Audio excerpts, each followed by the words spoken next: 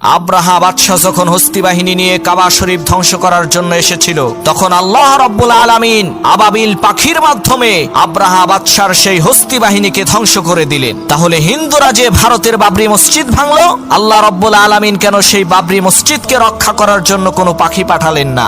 শোনো মুসলমান, যখন আব্রাহা বাদশাহ কাবা শরীফ ভাঙার জন্য এসেছিল, তখন এই পৃথিবীতে কাবা ঘরকে রক্ষা করার জন্য কোনো মানুষ ছিল না। তাই কাবা ঘরকে রক্ষা করার জন্য আল্লাহ তাআলা আবাবিল পাখি পাঠিয়েছিলেন।